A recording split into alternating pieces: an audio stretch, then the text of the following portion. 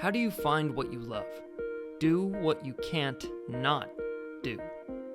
Okay, that might be an oversimplification, but let me explain. Start. Wake up, immediately before anything has a chance to mess up my day, make my bed and meditate. Then straight to work. The first 4-hour session begins. I have my list from the day before of what I need to focus on. I set my timer. Deep focus is the goal. No distractions. Learning to code, writing, lots of writing. Done. If you reach flow state, 4 hours goes by in the blink of an eye. If you don't, that 4 hours turns into eternity before you can catch up. The dopamine starts wanting attention. Social media calls you. A good TV show might be on. I wonder who won yesterday's tournament. These are the bad thoughts.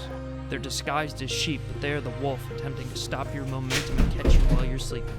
All they bring is pain. It's helpful to look at those thoughts as a 4-year-old child who wants their 5th round of cotton candy at Disneyland, also known as ignorable. But if you have a good reason for what you're doing, if you've done the work and exhausted all other options, all you have to do is remind yourself that there's nothing else to do right now. That I know for sure I will be better off if I stay on track. In fact, you'll even want to do it after that reminder, because you know what it's like to not know what you want. You've done the work, the self-reflection, and know what you're doing, why you're doing it, and what it's all for, because you found what you love. Or a culmination of it. It's not a one-size-fits-all outcome. You can love multiple things. Let me explain. We've all been told to find what we love. You may have even heard the extreme quote, "Find what you love and let it kill you," by Charles Bukowski. I engraved that one on my desk when I was 15 with a pocket knife. Not my brightest move. Resale value was definitely not on my mind at the time. It's quite the motivating quote. But that's just it. It's a quote. It can be interpreted in so many different ways. I mean, what does he mean by love? How do you know if you love something? It's romantic, sure, but it's also misinformed. Telling someone to find what they love is easy. I'd even argue that finding something that you love is easy. But that's not really the problem with the quote. The problem with it is finding something that you love so much more than everything else that you love, that you're willing to sacrifice everything for that one thing. And as Charlie said, let it kill you. Trust me, I've tried it. I've latched onto things that I was deeply interested in and tried to endow them with this deep love that I would sacrifice everything for it. Since there were so many things that I loved, having to sacrifice them made me resent the thing that I was sacrificing them for. This is step 1. If you already have a bunch of things you love, then you're ahead of the game. But if not, this is where you start.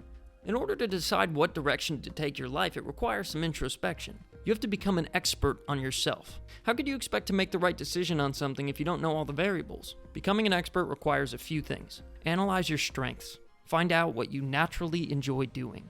Basically, find a bunch of stuff that you're interested in and love to do.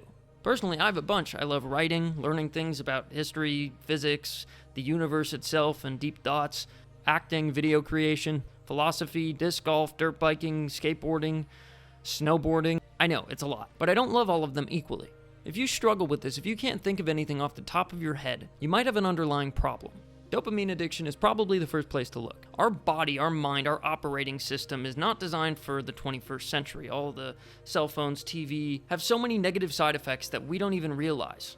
Dopamine is basically the pleasure receptors in your brain, so it used to be when somebody would build a house or when they would do a good job at something, they would get this severe rush of dopamine and feel accomplished. Now, since we have instant gratification all over social media, the P word, television, and everything else, you don't feel as good about accomplishing things. But don't worry, like any addiction, you can recover. Start replacing these things with things that you're interested in but typically don't have the energy to do. A big misconception is that when you find the thing you love, you're always going to want to do it. That's BS. Humans are lazy. For some reason, our brains are designed to seek out rest whenever it gets a chance. Probably because we used to get chased around by tigers, so back then, every chance you got to rest, you better sit the hell down. But that's not the case anymore, so you need to replace those urges. Don't fight them because you'll always lose. Don't get angry at them in a self-harming way. Outsmart them. Don't give them the credit.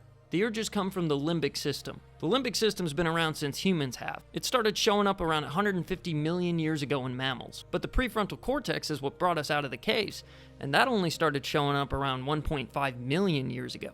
An easy way to look at it is your prefrontal cortex is the thinking brain, the voice in your head, and the limbic system is the feeling brain. It's the same thing that gives you cravings, because your limbic system is just kind of stupid. You could talk to it like a baby. A lot of people find this to work pretty well. And once you demean it, it usually shuts up. I mean, it certainly has its uses, but there's also a bunch of software that it seems like someone forgot to program out. So start focusing on interests. Anything. Literally anything that intrigues you. You don't know if you love something until you get good at it. You can't just search on Google a bunch of good things to do and you see one and you're like, oh, I love it. You have to actually pursue it. Even if you don't end up continuing with what you started, it's still beneficial. Learning is a skill. The more you do it, the better you get. Find the things you love and take inventory. Ask yourself, out of my list, what can I not do? What are the things that feel so important to me that make me feel like a better human? Next, you have to determine what your values are. Money, family, happy life. For me, absurd amounts of money in the short term isn't big on my priority list. So I'm willing to sacrifice that for now. That frees up a lot of options. So what are you willing to sacrifice? I'm focused on the long term. Humans tend to be very short-sighted. It's important to think long term with your life. What can I do now? What can I sacrifice now to make my life better in 10, 20, even 30 years? Still live in the moment, still appreciate your time. We have a finite life, but you have to assume the best. If your decisions are made from a place of fear, such as the fear of death, you will never give yourself the opportunity to have true progress. You can either take that overtime shift at Chili's and make an extra $100, or you could head home and work on something that will better your future. But if you're not disciplined enough to actually work on something when you get home, then you have to understand that about yourself, and maybe it's better for you to take the $100. It's hard. The progress isn't always obvious, but I'm betting my life on this stuff. Well, that's the big stuff. Now it just requires a little creativity. With all the can't not do's, you have to find a way to make something that's meaningful to you. What are your strengths? What can you bring that other people can't or haven't thought about? You have to start. Do the impossible. These tasks seem so insane if you just look at the end goal. But if you break it down by steps, it becomes easy. We've been programmed on the weekly basis. Monday, Tuesday, Wednesday, Thursday, Friday, Saturday, Sunday. 7 days, start again. That doesn't actually exist. Time isn't linear. You have the ability to spend your time as you please. You don't have to work within the confines and structures of society. You have to make enough money to survive and focus on the thing you love and the people you love. That's it. And in case you feel your goals are too big or silly, let me tell you mine. I have a lot of can't live withouts, but I've somehow managed to come up with a goal that includes nearly everything.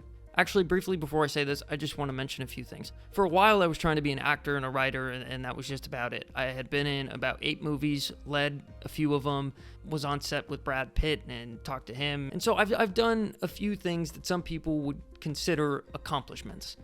But just doing those things kind of make me insane because I was sacrificing so much. So I came up with a plan that managed to include everything and make it so nothing felt like a waste of time. I get to do what I love every second of the day. Sure, some days I really don't want to do it, but I always feel better when I do.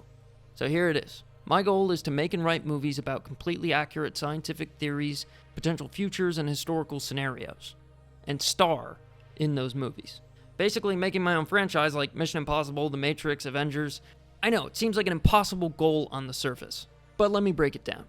First, in order to allow myself to gain more and more knowledge on these topics, I'm making videos on them. This brings in an audience that's interested in similar things I'd be making movies on. I write for 2 hours a day. I learn to code for 2 hours a day, which is just another way to understand artificial intelligence on a deeper level, and computers aren't going away, so it's a pretty valuable thing. And I make and research videos for at least 4 hours a day. That's 2 4-hour deep work sessions.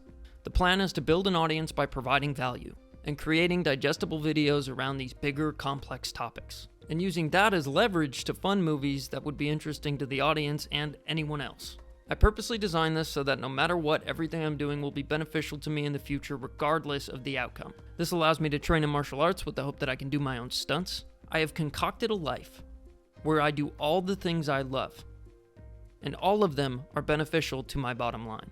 Even if all fails, every day I am consuming absurd amounts of information and learning how to learn. The worst thing that can happen is I become much more athletic, sophisticated, and a few steps closer to doing something that works on my terms. Now this requires sacrifice. Traveling, disc golfing, time with family and friends has all taken a back seat. I pretty much spend my entire day within this house. The only time I leave is when I go do an athletic activity outside. But I've thought all these things through so nothing can blindside me in an important moment. Find what you can't not do, and use your creativity to build a life around those things. Because what else are you gonna do? build a life around things that you don't like because they're easy? Well, here's the funny thing. It might seem easy on the surface, but it's exactly what will kill you if you let it. So allow me to make my own version of Charlie's quote. Do the things you love. Otherwise, the alternative will kill you. Oh, and really take a good look at the people around you. 80% of people hate their job. If someone's advising you to take the safe route and they hate their job, maybe you shouldn't listen. You are a culmination of the 5 people you spend your time around most. So spend your time wisely. Lastly, you might decide that the things you love don't have any money-making opportunities. If that's the case, your sacrifice is finding work that can get you by and fuel the can't live withouts. There's plenty of jobs out there you can learn to love. But if you don't find the right job, it will take away from your bottom line. And if you have a family, you might not have enough time. But that's for you to figure out. I'd love to say that it was all simple, that, if you do what you love, everything's going to work out, frickin' flying colors. There's a whole giant mess to this whole life thing. There's ups and downs, hills and valleys, and you're going to have to traverse it all. All I'm saying is that if you're doing something that feels worth it, if you're doing something that you can claim to love, then it makes that a little bit easier. I'm not saying physically, but mentally. At least you'll feel some accomplishment.